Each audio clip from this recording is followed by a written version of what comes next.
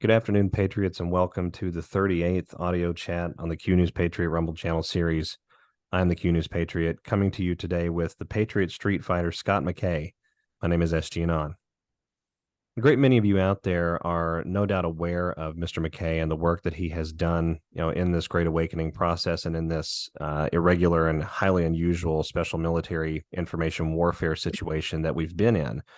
Many of you are aware of the persona, of course, of the Patriot Street Fighter, the storm coming down from the heavens and hammering the truth out there to the masses.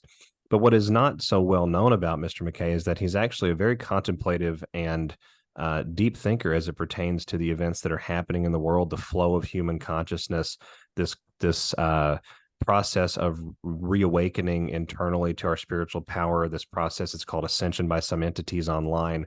I call it the great return to who we really are, the great understanding of our own identity that's been there the entire time, and how all of that plays into the geopolitical turbulence that we're seeing in the world today. Without further ado, I'd like to let Mr. McKay sort of come onto the show here to talk to us a little bit about some of the things that he's seeing, some of the musings that he's had, having had a chance to disconnect a little bit from the day-to-day hustle and bustle and apply more than 30 years of his analytical and commentating experience. So again, without further ado, thank you for coming on, Scott.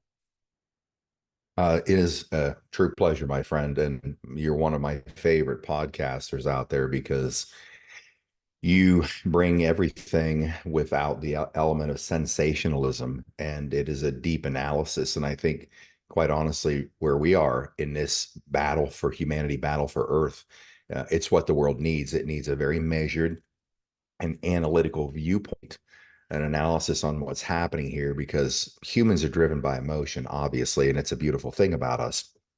But on the other side of it, when you look at the realities that we face that have been in front of us for a long time that we're now only discovering, it's really going to take a thinking person, or all people who have the ability to think critically, to be able to find, number one, meaning in what's happening here in this transition, and number two, find their way through it and find out who they really are, and why they either chose to be here or contracted with themselves to help others through this time. It's really going to take a level of thinking. We stop and can close our eyes, shut off the sound, and just block out the entire matrix that we live in.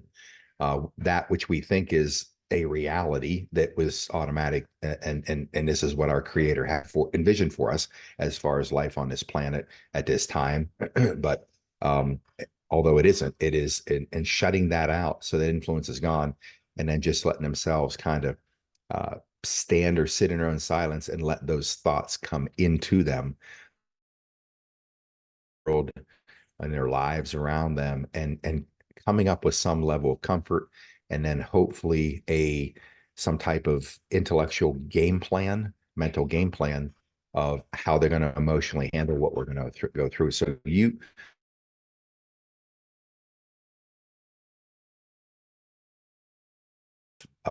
nothing but thoughts and feelings and analysis. So we're eliminate the visual side of it right now. We're just having a conversation, and you are the expert at that. I think that's why people appreciate all the work you've done, because you've taken the sensationalism and the emotion out of it.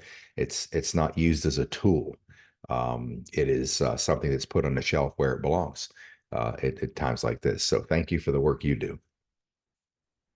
Well, I appreciate the commentary very much. And one of the reasons I thought that, it was appropriate for us specifically, and specifically you, to come on the show and talk about some of these issues is because you do have quite the history and quite the experience, especially surviving a couple of very near fatal accidents. I believe in one of your accidents that you had on a bike years ago, you were actually clinically dead there on the pavement for a moment.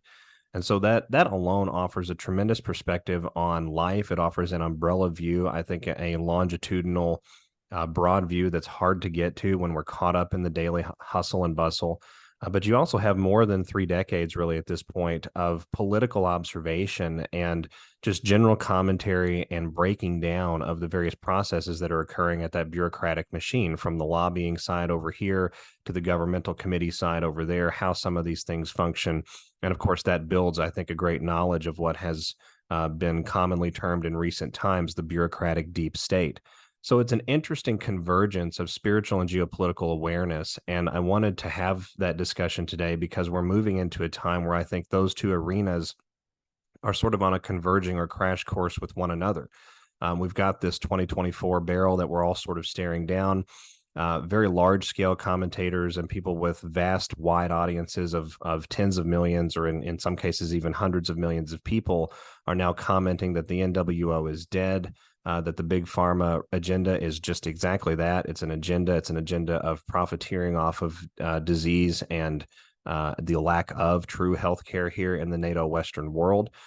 So this is a period of time where individuals, I think, are going to be struggling and are already struggling, not only materially but spiritually and on an identity basis, with how to move through such a mass realization that the facade which they have lived within and a part of, that the society that has been constructed around them, was nothing more than kabuki theater in many regards, shielding a much darker, much more sinister, focalized point of control that none of us really, with any great majority agreement, have realized has been in existence prior to this time.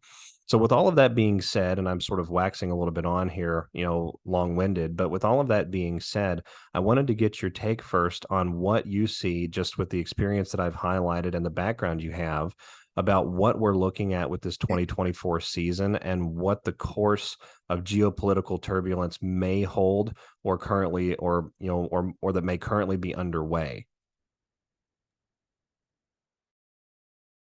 Well, what I can tell you is that what we've been seeing for a couple of years, and what we're going to see likely this year, is what none of us have ever seen. So to kind of give a perspective on how this time that has come on upon us has doesn't have a roadmap, at least an experiential roadmap, is because from the 1990 forward, when I started to focus and dial into what was going on in the country and the world, politically, geopolitically, coming out of the Reagan years. Reagan was obviously a very inspiring president. It wasn't something that I was dialed into all the time, but I paid attention to some degree, and then we head into the 90s under Bush one, and I started to see how a politician could say no new taxes with firmness and vigor, no new taxes, and then he ends up raising taxes, and then he gets hammered for. I'm like, why would somebody say that and turn around and go against it? How can anybody possibly do that? Because I come from the nature and the spirit of, honesty, authenticity, sincerity, etc. You say what you mean what you say. And then I started learning about the politician's track of thinking is that say what has to be said, get what they want. So I really started paying attention to that. So as we move forward through the 90s and we watch the dissension into the sewer, that the Clintons brought onto the scene, I became fascinated by watching all of that. Outright crime syndicate, and the research I started doing on them and the governorship in Arkansas, the Maine drug running program, the meeting that took place in the bunker with Ollie North and George H.W. Bush, who was VP at the time, meeting with Bill Clinton, and coming up with all these strategies to keep funding the Iran Contras, all that kind of stuff. Once the Boland Amendment passed, and they weren't allowed to fund those guys anymore to keep communism from rising into Central America. All these things were so fascinating to me. So then as we moved into toward his second term, again, it just became sewer politics to a level we've never seen. And that was very disenchanting for me. Then we hit the Bush years and, worked a couple of Bush campaigns as precinct captain in Los Angeles. This is W. Bush, not senior. And served on a central committee and did a lot, managed statewide assembly race and did a number of things through the years, and it progressed to that level. So I'm seeing it from a viewer's point of view, observer's point of view. And then I was seeing a lot inside of the election cycle where I gave extraordinary amounts of my time and life for free to be part of it all. And so then we go through the 2000s. By '06, I was done. I realized the machine's corrupt. These people are criminals, half belong in prison. Now we know about 2/3 of Congress should be in prison, and it may end up there anyways. So but see, I was watching all this stuff play out, but I was also paying attention globally, watching how the chessboard moved, what countries were doing what and why, and trying to make sense of it from the U.S. media machine, which has always been fraudulent. Best way to get the real news is look at like RT and other sources outside of the country, the Duran coming out of Russia, and even Western Europe news sources can tell you the truth of what's going on in America. We just get what we're fed. So all of this is a dynamic of why would people who run this country or the world do this, behave this way? You start to see the evils of it all. And then we head, through the Bush years, and then Obama comes in. And so looking at all of these things, there's always this change happening back and forth. And then we hit 2020. We hit 20, quite honestly, we hit 2017, 2018. We started looking at some information coming out. And then I realized right then and there, reading this information, our military intelligence back channel, and I think that's what really kicked the Great Awakening off. I started to see things happen around the world that we have never seen before, any of us. Those who paid attention, even the political sphere of elected officials, the whole chessboard was moving like I've never seen when Trump came to power. So that brings us to today. Now we've lived through this insane 4 years. Again, something this nation has never seen. And so and again, the Walking Dead are still the Walking Dead. They have no idea what's going on. They never did know, and they don't know now. We're trying to help them understand and bring them awake. But right now, where we are headed for 2024 is the mystery. This is something we believe, you and I believe, is going to happen. That there is going to be turmoil. There's going to be a potential economic collapse, calamity, US dollar collapsing. These are inevitabilities that are going to happen, whether it's this year, next year. 2 + 2 = 4, not whatever you feel like it is that day. This is coming. This is simple math. It's going to happen for good reasons and not so good reasons. The question is, what comes out of it all? Who's going to guide and direct where we go as a human species when it all happens? And that leads us to the question, okay, if it's going to become tough, then what are we prepared to do as we move through this? And we can look at it with a sense of fear and uncertainty, which is the normal human condition and response. Or are we going to look at this as an opportunity? I'm going to make one comment on that, and I'm going to shut myself off, and I'm going to bring it back to you and your viewpoint analysis. But these things are scary, obviously. Okay. But I will say this: two things. Nobody's coming out of this life alive, right? We are all going to make a transition off the planet, obviously. But that's not going to be this year. It's going to be tough times coming. But if you look at this as from a point of fear and uncertainty, it is not going to give you the rewarding experience that you need and should be allowed to have because it's going to elevate the beauty in you from the soul position.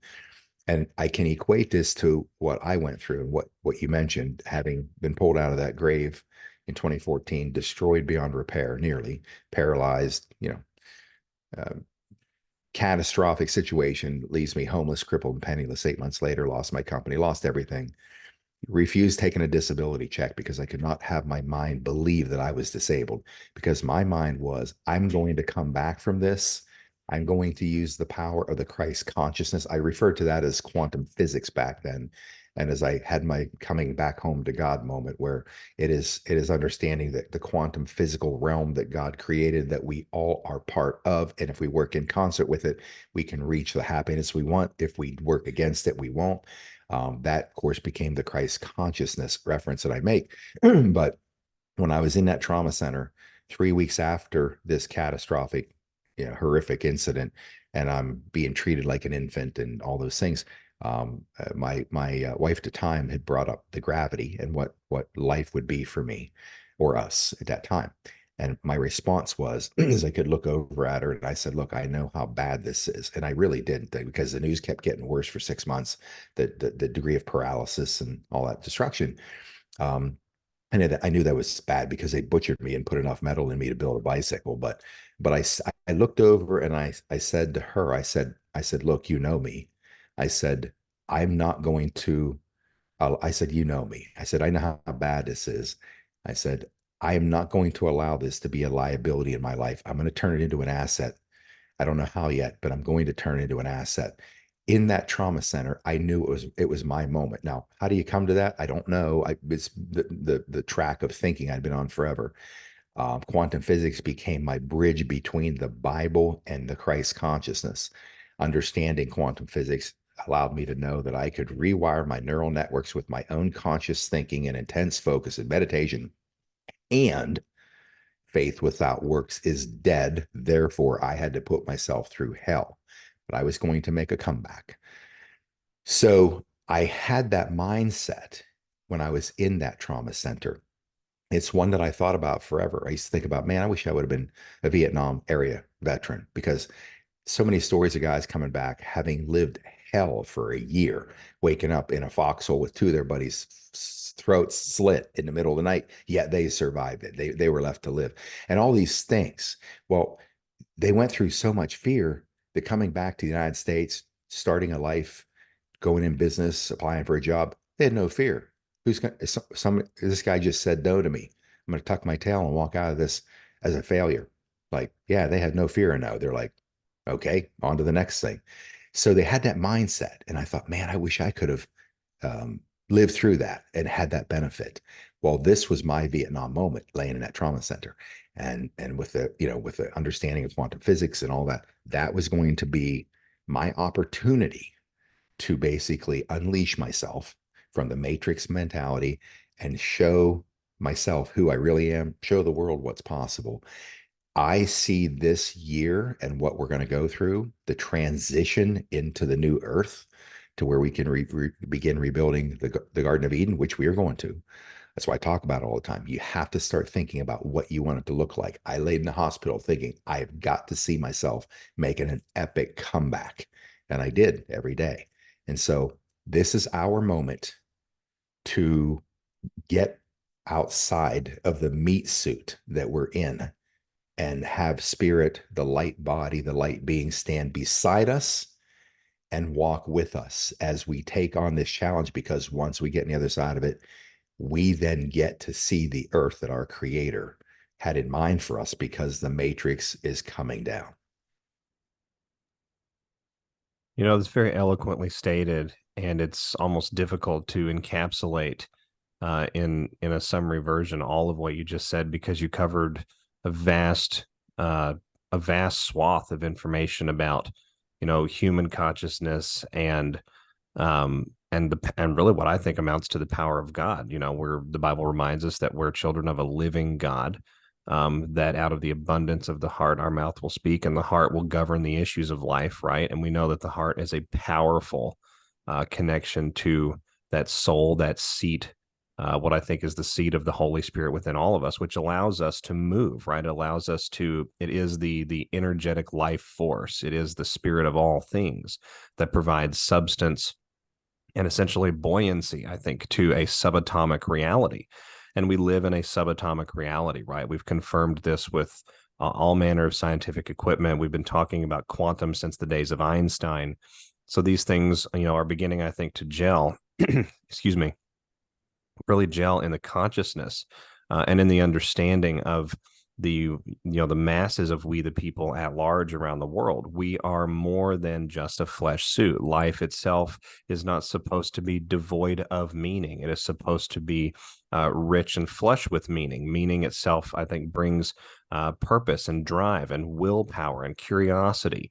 The choice, right? What is better or worse? What is a personal preference? We all have unique individual points of view. And so we're talking about a transformational period here in the world that is being spawned off by an extreme, essentially an extreme amount of an extreme volume, I should say, of chaos released or or being spawned off around the world in a very short period of time. And so it's almost like slapping that person as they come out from a state of pre-consciousness, right? And so I think a lot of people out there are deeply concerned about how to respond to that. I think, I don't think that I would be exempt in some regards, even from that particular rule, having, a little one to think about myself. So when I look at, the barrel of 2024, I think back to the wisdom a lot of my late grandparents and the various things that they taught about preservation, about, self-sufficiency, self-determination, the ability to interface with nature, where to find information about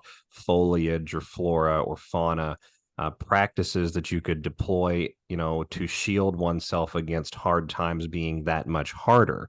And so, that sort of leads us into one of the things that I wanted to bring up today on our program is that there is an event coming up, is from what I understand, that you are putting on to actually talk about these very issues, to provide some sort of educational backdrop, some sort of educational context where people can come and receive essentially on the job training, OJT, about, these various, skill sets that we can look back and appreciate that our ancestors had, maybe even understandings that our ancestors had, which informed some of those craftsman skill sets, some of those disciplines, rather than, educational pursuits. And that's not to disparage any, pursuits of academic nature, but it is to say that the marriage of the two, from the practicable to the academic, I think that's where we can find a little bit of wisdom and self-determination in the middle.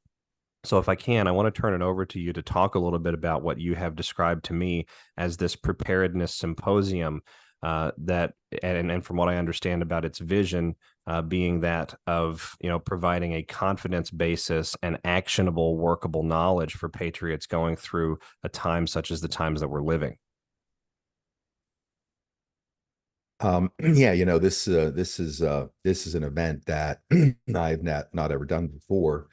The events that I have been either part of or have been Patriot Street Fighter sponsored or held events are we're typically getting people together, getting patriots together, kind of rallying the battle cry, telling them my story a bit so they can understand that, yes, Scott, you had this catastrophic tragedy, and then you made an epic comeback.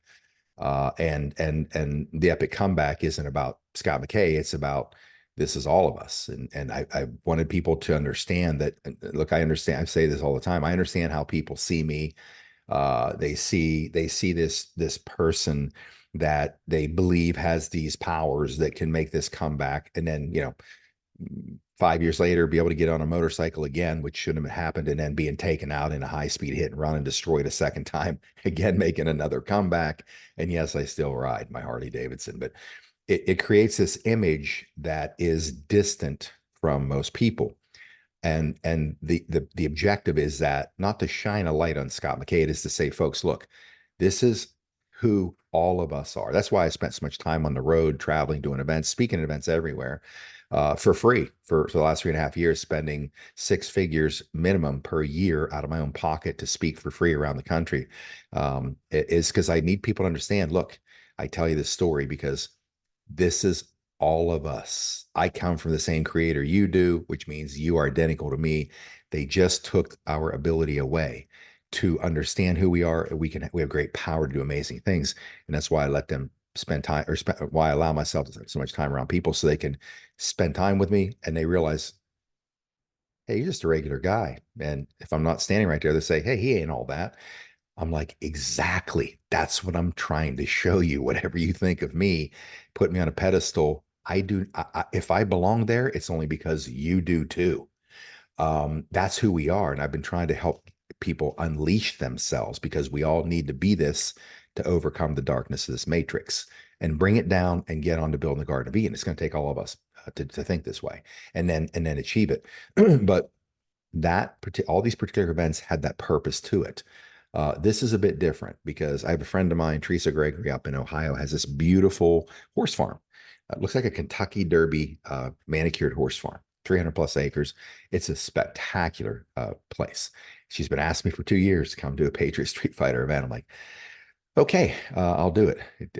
They have these very high-end weddings at a place like this, and so it's a it's a pretty big investment to secure it, which I chose to do because I've invested heavily in my mission out of my own pocket, and I'm like, I'm going to go ahead and secure this place, pay the money, and we're going to do this. But it has to have a purpose. I've never made a penny on anything I've ever done, speaking anywhere. I've been in deep into red, and so. And not that people should be in the red when they put on these events. I mean, this is the big job and it's a lot of work, and hopefully it is profitable. Anybody that denounces profit in the world should move to another planet. We live on a planet where you have to find a way to survive. But I wanted this one to be one where it, if people are going to invest money, it's got to be more than just another rally, another patriot, event. And I said it's got to have this purpose to it. And the purpose is this symposium being a preparedness symposium. We're headed for this time. And I want people to know if they're going through it that it's eliminating a number of fears. Like what? Well, do you know you can actually, even in a metropolitan area, have a chicken coop and raise your own chickens right there, little run in your yard, etc., and actually have eggs, have food. If things get bad to where you can't get to a doctor, how about a medical bug out bag? That's why Dr. Sherry Tenpenny's here. Going to be there, Dr. Sandra Rose Michael, the EE system scientist behind all of that technology, and the power of her thinking and meditation of eliminating fear. Dr. Basheen Baker has an organic ranch in Michigan, an incredible compound. It's all self-sustaining, including security. Bringing someone like her. Dr. Brian Artis, again, most people know what he's done. Kathy O'Brien's a big one for me because what people don't understand, as she was weaponized by the government through MK Ultra to be basically an espionage, sex slave weapon for the highest levels up to the presidency, that that she explained to me that MK Ultra programming, we don't understand that we all have that. Every piece of media, movie, it's all programming, and this is how we have to break through this. Mike Jaco's coming in. Mike obviously be a Navy SEAL for decades. These guys know basic survival stuff that they can talk about, teach. Of course, you're coming in, your perspective on the consciousness side, on the spiritual side of how you parallel what I talk about. And I think that's going to be, these are things that are going to be very important. McKay is going to be there. So I'm looking at people who can bring a message of, okay, we're awake now. We're headed for tough times. What can we do to handle this better? We'll have a number of vendors there that can, teach different things. We don't have all these lined up. We're working on it, but maybe we need a suturing class, right? If something happens that you can't get to a doctor because the roads are shut down, for whatever reason, they start doing this stuff. Well, I got a big cut. I need to learn how to sew this thing myself. So that's an extreme viewpoint or version of it, but that's what this symposium is about. Now we'll do a VIP because oftentimes people like to come in if they can afford it. They want, some people on vacation, other folks will say, let's come to something like this. And if we can have special access, have a dinner, entertainment, etc., we'll have that VIP for those folks that want to do that on a Friday night. So I'm trying to give everybody a broad choice if they want to come. Personally, I'd be a general event ticket buyer because I want the meat of it.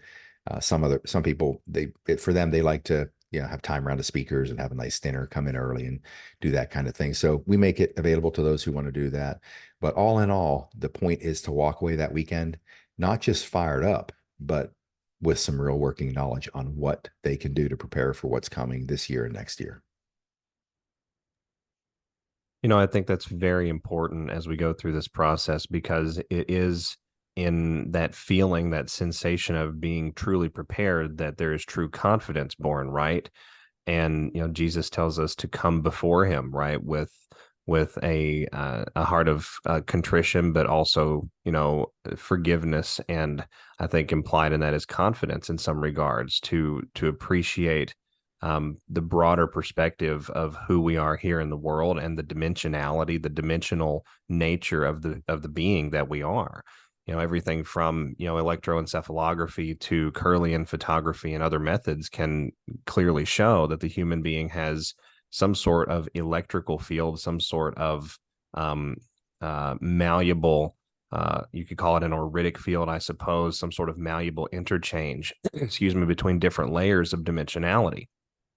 And so here in the world, taking care of that physical layer, securing that physical dimension, that was always, I think, purposed for all of us when we came into the world, to be provided for, to be safe, to have those physical world needs essentially taken care of until such a time that we were able to generate and satisfy those needs on our own, right? And in my own personal belief system, I don't believe that our Creator ever envisioned us to come into a world that was so heavily imbalanced towards the provision of the basic needs, the provision of the physical dimensionality here in the world, in this existence, this spiritual walk that we're all on through this world, through this lifetime. So I very much appreciated the idea when you brought the Patriot Preparedness Symposium idea to me. As a matter of fact, it seemed very worthwhile to talk about, because these are old world skills. These are things like foraging. These are things like sewing and crafting and gardening.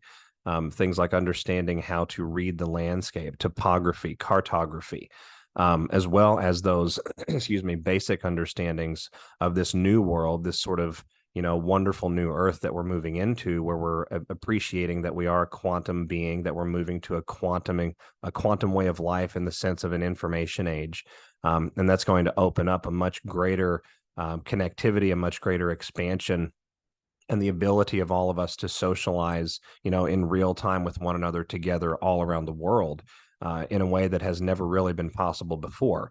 And it was Jesus. I apologize. I've been battling a throat thing for the last few days. Pardon me.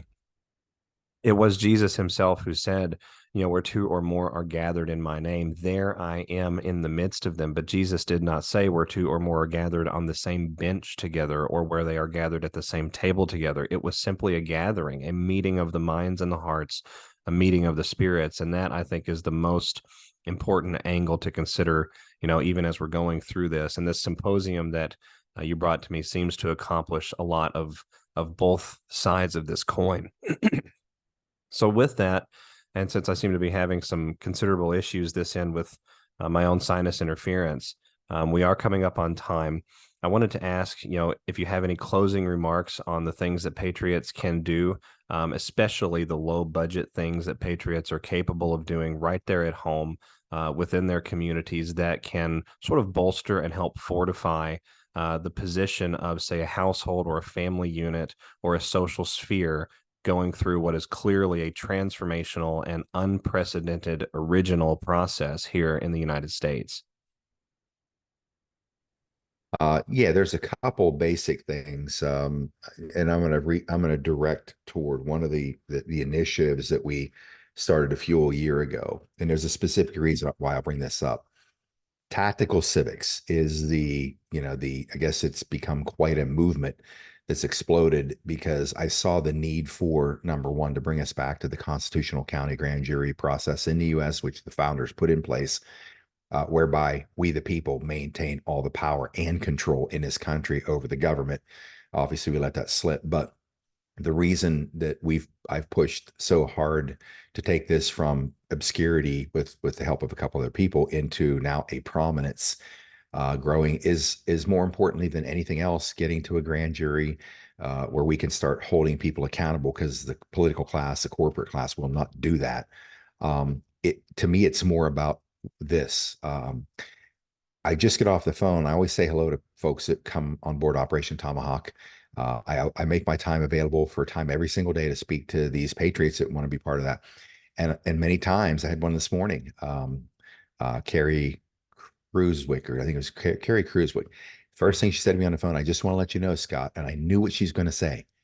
"I became a county coordinator, tactical civics county coordinator." And the reason that warms my soul is, I mean, it's not my movement; it's somebody else's. I got no, I'm financially vested in it. There's nothing in it for me other than helping people come together. This is whereby counties are coming together. And yes, they got to regain control of their local political machines, because that's where all of it stops. That's where it starts, and that's where it can all stop.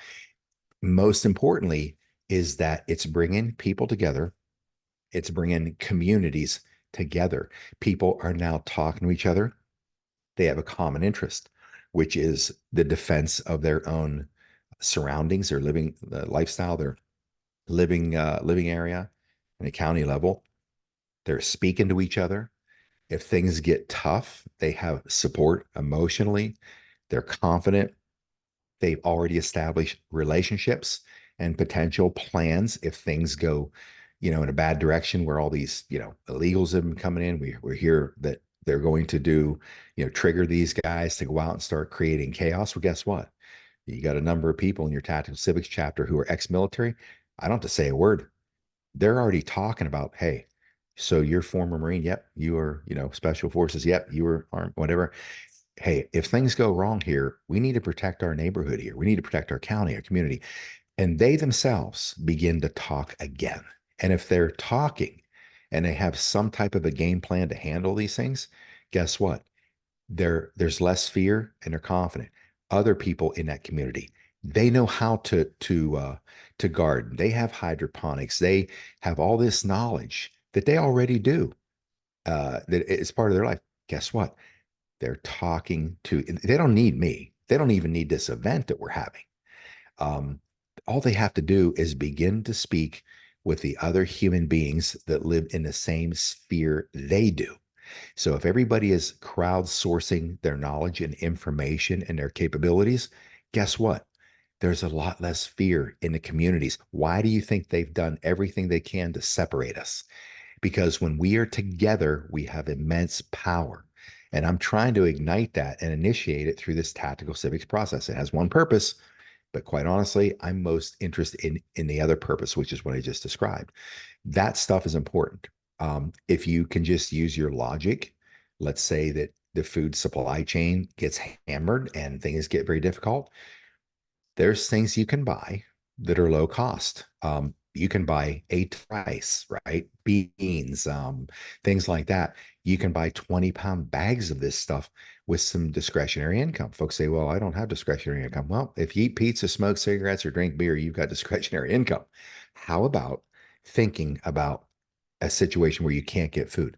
This is a time, SG, where people are going to be, for the first time ever, forced to think, which is critical for them, not just for their survival, but for their advancement. They begin to think again.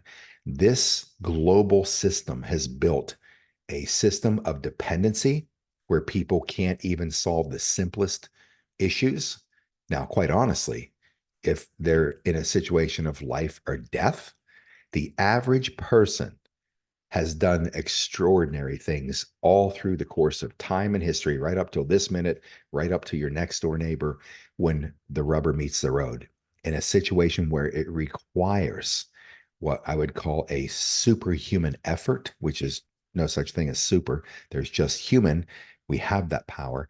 It causes people to have to activate that light to solve whatever problems in front of them. Every single one of us have it. This time's going to bring it out of us. But let's face it, I would prefer to be prepared a little more. Somebody said to me yesterday, what about if the power grid gets hit? You're talking about water, pumping stations, etc. If things look like they're getting pretty bad, here's what I'm going to do. And I did this 2 years ago. I took them back because it appeared that it wasn't time. I'm gonna go buy these 30-gallon plastic trash cans. I'm gonna go buy 5 of them. You probably get them for $15 a piece. What am I gonna do with them?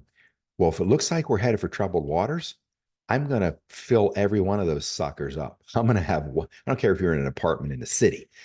If it comes down to it, where now you can't get water out of the faucet or something like that, I'll tell you what, if I got 5 big trash cans in a bathtub all full of water, I'm going to be a lot less concerned about not having clean drinking water. And I'm saying these things as rudimentary as they are, SG, because if people just stop for a second, or they're forced to stop and think and look around at their surroundings and say, hey, we can do this. Yes. Yes, this is the time where you get to do that. You're going to be allowed to, you're going to have to. And when it comes to food and water, those are the two critical things. And And the more extensive things, you can come and learn at a symposium like this, how to defend your house if you have to, clear a room. We have some of that stuff on deck in discussion. A little more complex things, but the simple side of it, if you have the simple covered, because in most cases the things that I just described aren't necessarily there's a more unlikely chance that you have to deal with it than a likely one, because there are others who can handle those kind of things where there's threats. So take care of the basics. There is cheap food out there that is non-perishable that you can pile up. I've done this, and those are the basics, food and water. It doesn't take a lot. You just look around and you think. Somebody says, well, what if we don't have heat, right? Or you need to start a fire. Again, you're talking about more extensive knowledge, but I can tell you pick up a book. There are books out there where it covers a number of very simple things you can do. I mean, look, when I have the dryer filter I pull out, and you pull all that lint off and all the clothing fragments, I don't throw that in the trash. I grab I have a Ziploc gallon bag. I squeeze it into a ball and I shove it in that Ziploc bag. Why would I keep all that dryer lint and dryer whatever fabric fibers? That's the best fire starter you're ever going to find. If you needed to start a fire, little ball of that, light it on fire, get a couple dry sticks, you got a fire. And these things are fun to do. These are fun discoveries. I'd say probably the best investment right now somebody could invest in is one of these preparedness books, the simple things that you can do if times get really tough. We are truly in for a fascinating ride as we go through a period of time that is seeing the literal dismantling of a power structure that has, quite frankly, ancient roots here in the world and has never truly been, maybe save for a couple of moments throughout our history, has never truly been unseated or threatened before. That's a fantastic note, I think, to close off on. Mr. McKay, where can people find you online? They can find me, of course, at PatriotStreetfighter.com. And by the way, if you want to entertain the idea, if you're nearby Ohio, near Columbus, you want to come to the event, you can click on PatriotStreetfighter.com and you'll see a flyer there where you could learn about it and maybe purchase tickets if you choose to come to that. Those are the primary sites that people go looking for me on is PatriotStreetfighter.com. The Rumble channel that most people gravitate toward. It's harder to find me on Rumble because I created that channel for the Tipping Point radio show. But if you just go to the URL PSF for Patriot Street Fighter, all those Street Fighters, one word. I got to say that all the time for trademark reasons, but psfrumble.com goes right to my Rumble channel where you can see pretty much all the work we can do. Fantastic, my friend. Thank you very much for the work that you have done. And thank you for coming on today for what has, I hope, been a very enlightening and substance-filled discussion for patriots out there everywhere. And for the audience out there, I hope you've enjoyed our discussion today. I'll be back with each of you again soon on the Q News Patriot. This is SG Anon. Have a wonderful day, everyone. Thanks. Bye-bye.